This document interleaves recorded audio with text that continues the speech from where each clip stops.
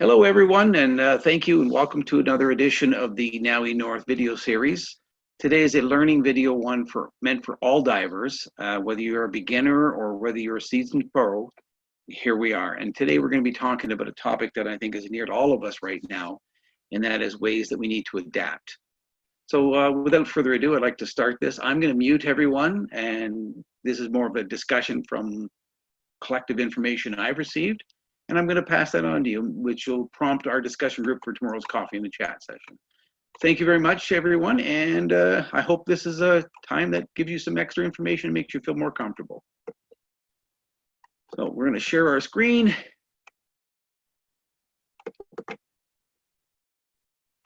And roll.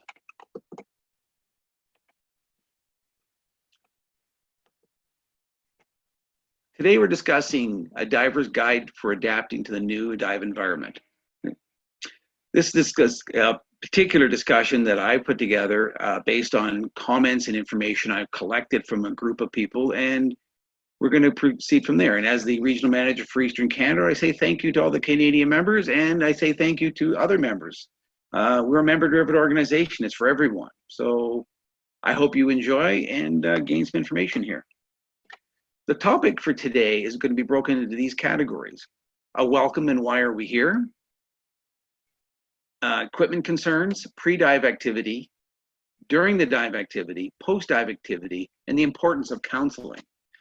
So let's start by saying, why are we here? And the reason we're here is we're divers and we're concerned with the current events. Current events are basically, we've got a situation of a pandemic around the world that is a respiratory one and passed through the moisture droplets in our breathing process. And as divers, this is pretty important stuff, and it is for all humanity. Again, I have said this already, but I'd like to point this out so we don't get anybody saying, oh, Bill said. No, this is a collection of ideas. This is not a set of rules today, but rather discussion options that you have that you can work together and choose from. So we certainly are going to have the discussion, and the discussion will be at the coffee and a chat tomorrow, 10:30 to 11. And that would be May the 15th, 10:30 to 11 on my Nowie channel for Zoom. COVID-19 has changed the way we think and act.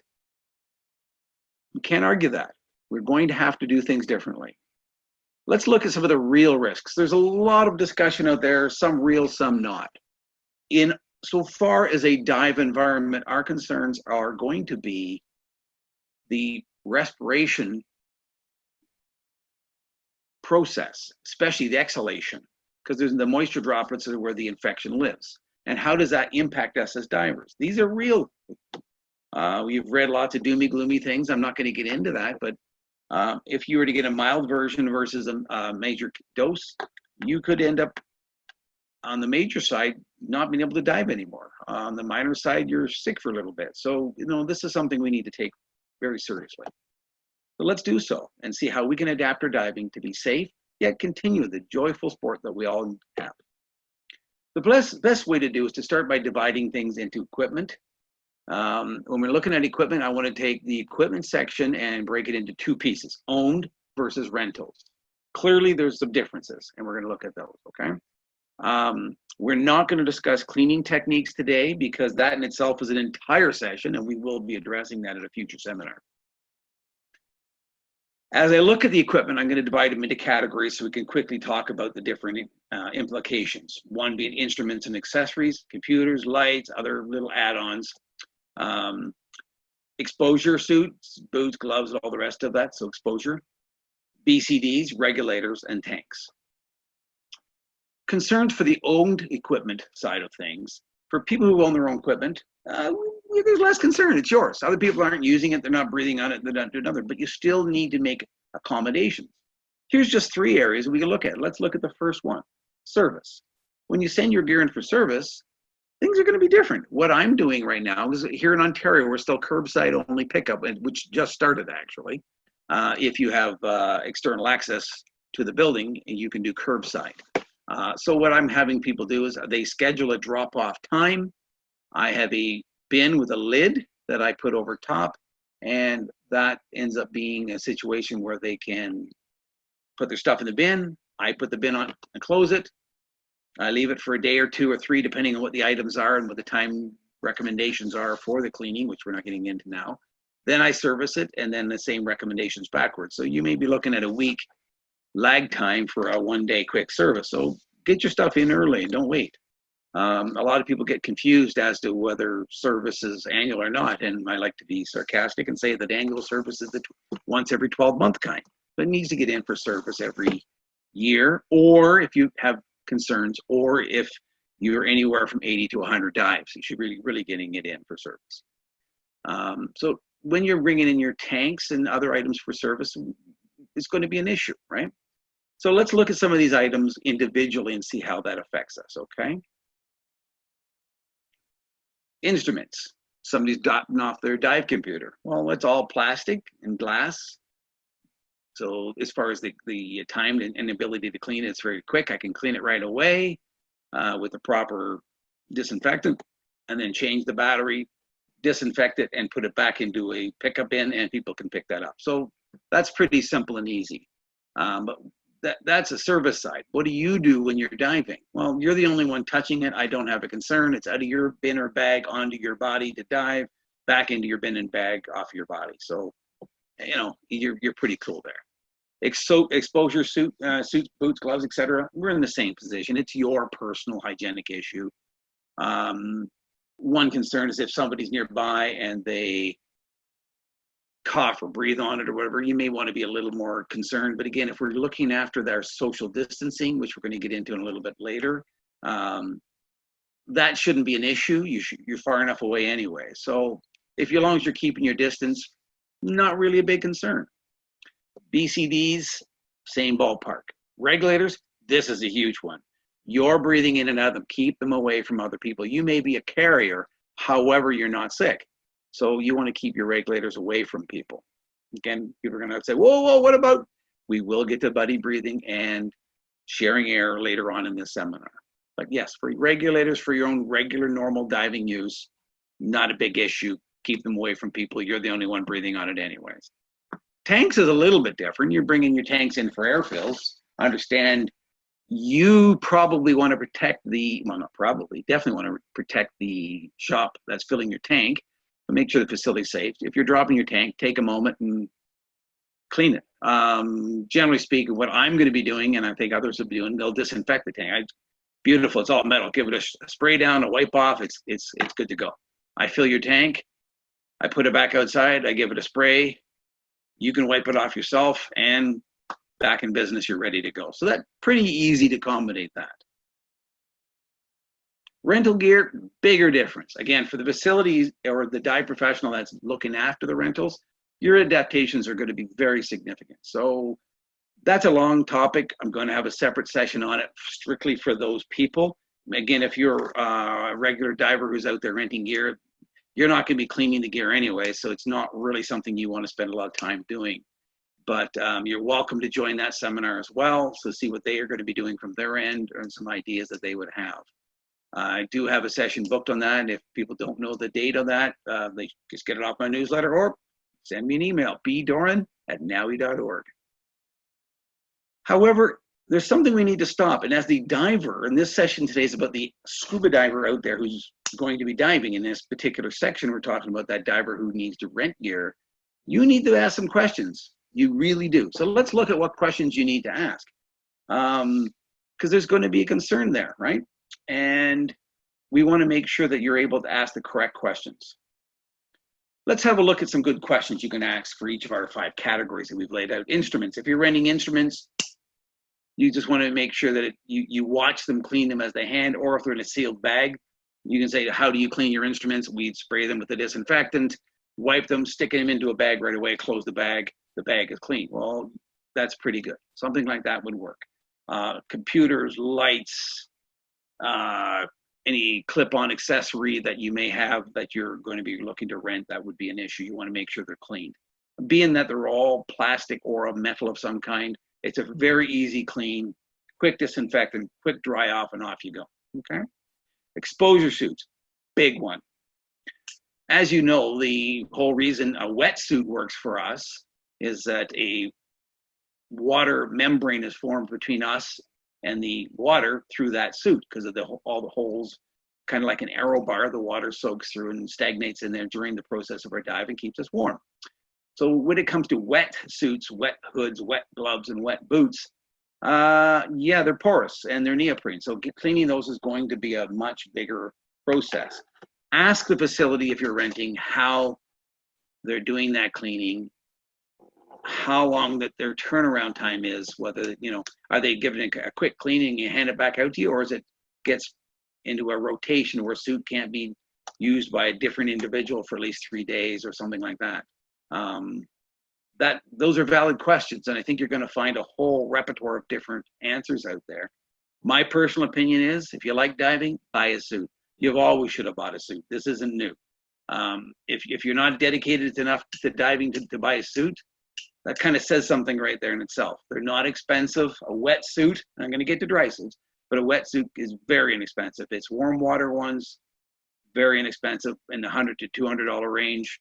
Anything less than that's usually not really very good suit, but you can get them cheaper than that. At the end of the day, cold water ones are a bit more, not a lot more. Most of us have our own boots. Not very common people rent boots because they, hygienic reasons as well as the suit. Gloves and hoods, it depends on the nature where you're diving and how you're diving. So, investing a bit into your suits, maybe if you've not had a chance to do this, is a good reason to do it now. Sometimes we need an excuse. Well, here's probably the best one you're going to come across. The cost of renting versus buying, if you're diving often enough, it's cheaper to buy anyways. And here's a second reason. For my own personal health and safety, I have my own suit. So you clearly know my suggestion. BCDs, well, it's a big ticket item and not everybody can afford to buy them. I get that. They're easy to clean. With most examples of BCDs are either in a nylon type format or a thickly weaved material, and none of them are like a wetsuit where the water goes through. And so when you're looking at your BCD, they're really easy to quickly clean. My only concern on that, which is above and beyond, is the oral inflator side of things. Some people use them, some don't. We're all trained to use them. Make sure that, again, what's their cleaning process for the BCDs, their hanging process, what's the time lag between them coming back in from a rental, going out again, to make sure that there's time for the exposure to any potential contaminants is gone. And it's really just that mouthpiece that's the biggest issue. However, if somebody's breathing, they're breathing down in front of them. It could be the whole front. As long as there's any cleaning, that cleans real quick and easy, right? That would be similar to your dry suit. You thought I forgot, but the dry suit, like the BCD, is non-porous. It's a quick clean on the outside. You should be good to go. But with dry suits, not a lot of people rent dry suits. Most of us buy our own by the time you get to that stage.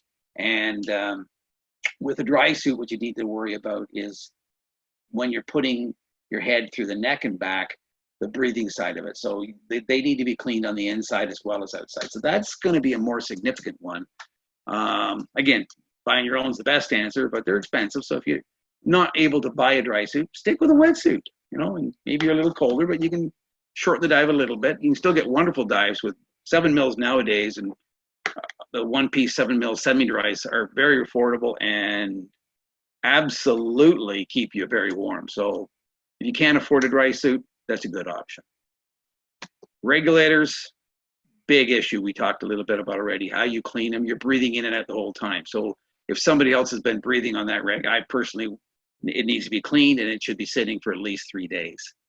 So that's a significant cost to the retailer or facility or dive operator that you're dealing with.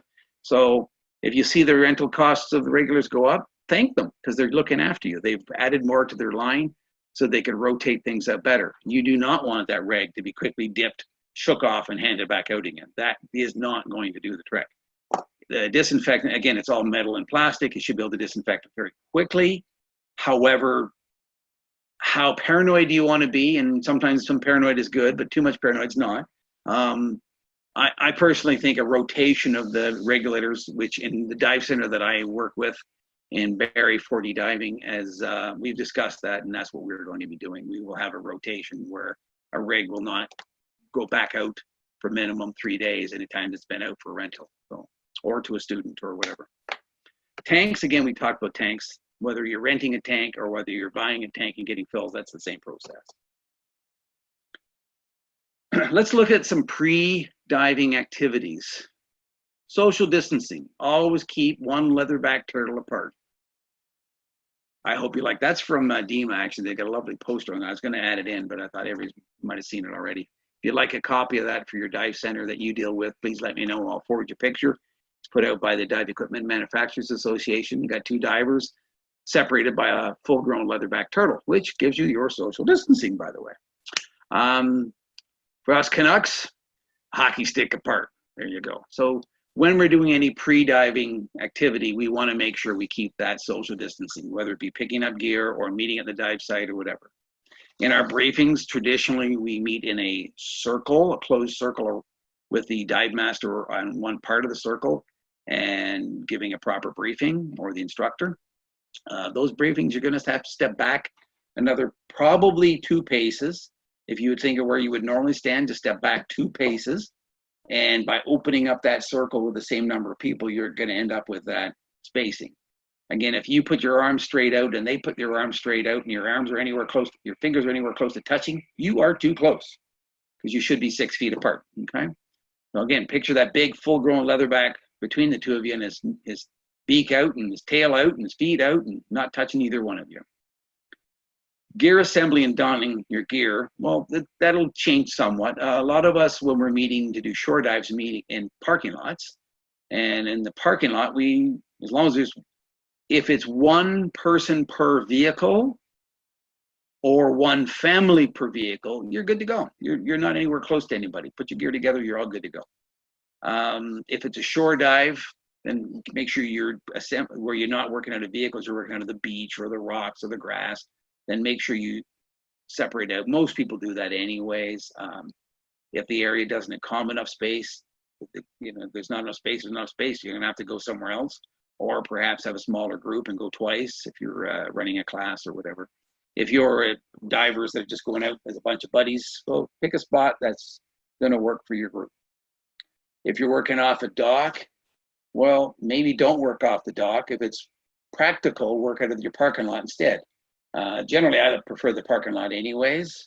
Docks can be kind of commotion-y, and sometimes some people miss things on buddy checks just because of the commotion. So I'm more of a fan of walking to the dock to stride off rather than gearing up on the dock, but different people do different things. If you're on a boat, well, social distancing is going to be interesting. It's going to be a whole new era for this, and the captain rules, just like before. The captain rules. The captain knows the situation. And if you have concerns about there not being enough space in the boat, your answer is don't get on the boat. Oh, but I paid for my charter. That's secondary. The first thing is, am I safe? If in doubt, sit it out. That's not new. That's just good, safe diving. When it comes to buddy checks, we all have the version of how we do buddy checks, and there's a few variations, but they're pretty much the same. Here's a couple of ideas, and these are only ideas.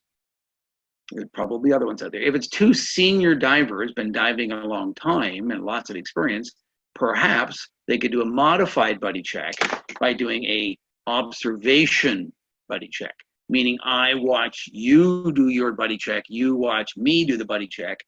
Then we know what everything's checked, and BCs are right, our air's right, our weights are right, all the etc.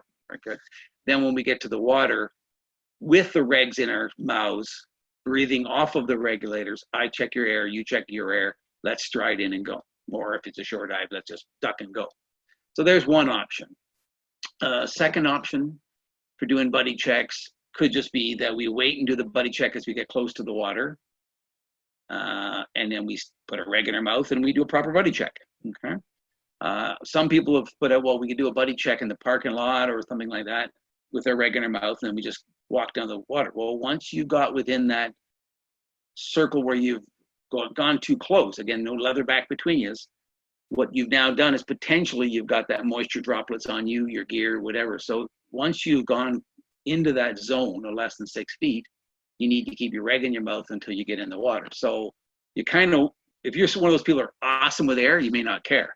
But if you're an average diver, that's going to significantly impact the length of your dive, because you're going to go through 500, maybe 600 or 700 PSI of air before you ever hit the water. So My personal opinion is do it, wait till you get to the shore, put your reg in, then go close, do your buddy check and go. The third idea is you have somebody do all the buddy checks for you. For instance, a dive master that's not diving, or some senior diver who understands the significance and safety aspects of it. And they go around and check everybody's gear, making sure they're in proper PPE. By now, we all know what that acronym means, but because they're protected and it's a personal protection exposure equipment, they can come in, check it, and go to the next person and check it. There's still a bit of an issue there. You need to have your regs in your mouth. So again, if you're going to do that version, I would do it at the water, at the stride in or duck down point. Before you enter the dock or a boat or shoreline, we just make sure we keep our distance until the regs are in our mouth. During the dive, well, that's not going to change an awful lot. We're underwater on self-contained breathing source. Wow, like that social distancing and then some, right? Like perfect. So during the dive, we really have very little concerns. Our bigger concern is when we share air. Again, for those of you, some people get a little bit of mixing up. Buddy breathing is when you use your primary reg and go back and forth between you. That hasn't been required for 20 years, maybe more. I'm not sure how long it's been now. Share air source is the safe second, although a lot of people call them both buddy breathing. So we're only talking about your secondary air source passing back and forth. Once somebody else has been on that, again, if we're in the middle of a dive, again, we're not teaching, we're diving. If we're in the middle of a dive and a buddy's in an emergency, you're going to give it to them anyway. What kind of buddy are you if you don't? So again, they're breathing on it, it's underwater. When we get to the surface, they stop breathing on it. You just, watch handling that reg afterwards. It's okay. It's probably going to be washed out. You've been swimming for the last 5-10 minutes getting out of the water anyways. So not as huge an issue. The bigger issue there is the people who don't watch their gauges. And they're almost defaulting, well, I don't breathe near as much as my buddy, or my famous one I've heard is I don't breathe near as much as my wife. So what I do is, we go down on our own regs while we're at the bottom. I'm on theirs, and I come up on theirs. Well, if it's you and somebody from your same household, it really doesn't matter, I suppose. However, that's really not a COVID-19 adaptation. That's poor diving. Proper diving, you don't rely on the other person's tank. It's a backup emergency drill. It is not a primary plan. So watch your gauges, plan your air. And that should sound familiar, I think. Another thing I always like to say is plan your dive and dive your plan.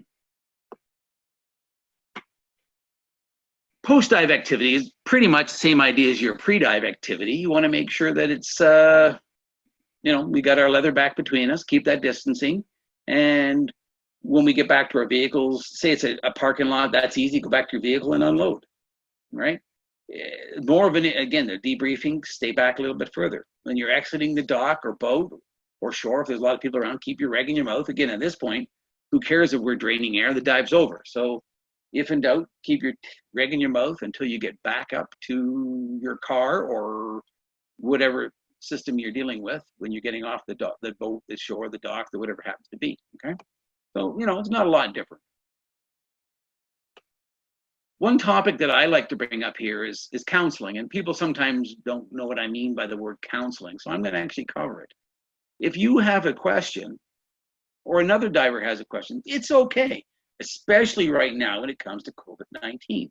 There's a lot of misinformation out there, and it's hard to discern what it is. And as far as I'm concerned, if somebody has a concern, it's always real, especially in diving. It is in all facets of life, but in particular, we're talking about diving. I don't want somebody getting in the water that's nervous or upset. If you're not having fun, what are they doing out here? We're not doing commercial diving. We're doing recreational or technical diving here at Nowie, or at 4D diving, or at, I'm trying to think of a different dive shops. We got shops all over the place.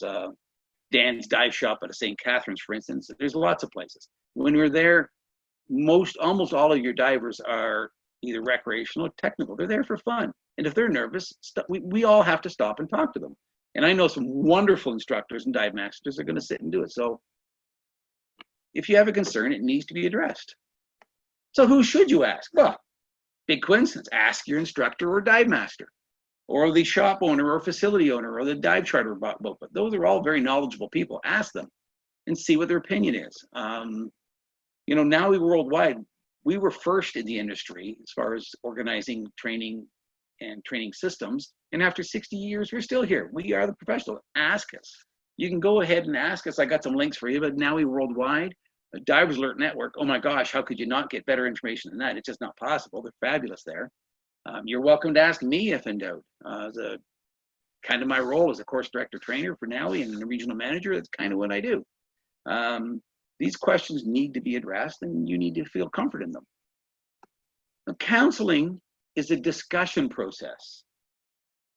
It's not a process where I'm going to give you orders or advice. Instead, we're going to discuss to help you find the correct path for you. And there are times where, because we're trained as NAUI instructors and dive masters, where we know when to give advice and when to counsel. So counseling is a process where we help you to discover the answers that work best for you. And advice is when we need to intervene and say, here's some good advice that you can follow. So feel free to use those. Here's a couple of links that I promised you. Divers Alert Network. Wow, right? It's www.diversalertnetwork.org. And of course, NAUI Worldwide is NAUI.org. Any questions? I've been asked people ahead of time if they would just send them in so I could answer them and include them. I've answered the ones so far, and I do know that people are holding on their questions and answers. Some of you for tomorrow, May 15th, Friday, 10:30 till 11. I'm having a Q&A on this, and we're going to go through the discussion points. Again, I'm going to be taking the position as a facilitator or counselor to help people find their best answers. I hope you now have a better understanding of what we've been trying to look at in this need to adapt our diving in those 5 areas that we talked about: equipment concerns, pre-dive activity, during the dive activity, post-dive activity, and the importance of counseling others and answering and asking questions. Thank you for your dedication and your commitment that you've shared with us. I really appreciate that. Again, Bill Doran, NAUI Worldwide. Thanks for tuning in.